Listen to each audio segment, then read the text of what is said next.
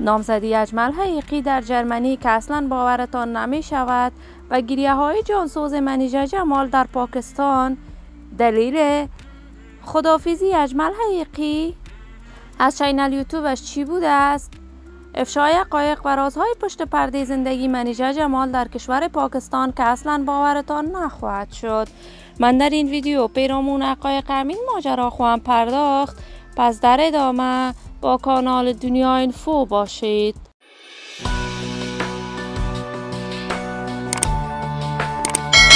سلام و سلامتی ایام به کامتان باد. شما را خوش آمدید میگم به یکی دیگر از ویدیوهای جذاب کانال دنیا اینفو. برای دوست شدن با این کانال علامت سابسکرایب را فشار دهید تا از ویدیوهای دیگر کانال دنیا اینفو هم آگاه شوید.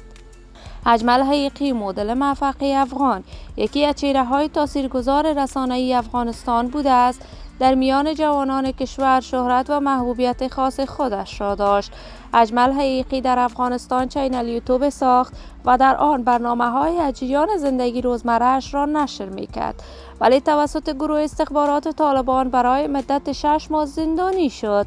اجمل حقیقی در این مدت 6 ماه زجر و ستم‌های فراوانی را متقبل شد، اما بعد از رهایی از زندان طالبان به پاکستان رفت و با دوست و همکارش منیژه جمال در پاکستان دوباره به کارهای چینل یوتیوبش پرداخت. اما جدیداً تصاویر اجمل حقیقی در صفحات مجازی دست به دست می شود که وی به کشور جرمنی رفته است و در آنجا با یک مدل پاکستانی نامزد شده است.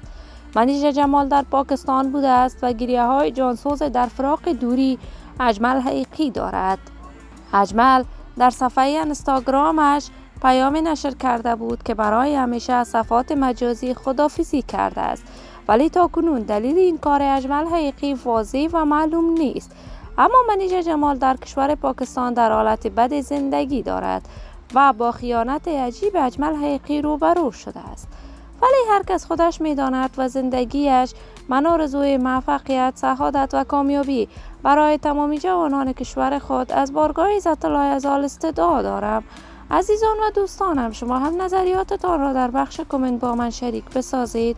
اگر تا هنوز عضو کانال دنیا اینفو نشدید، پس برای عضویت با این کانال علامت سابسکرایب را فشار دهید.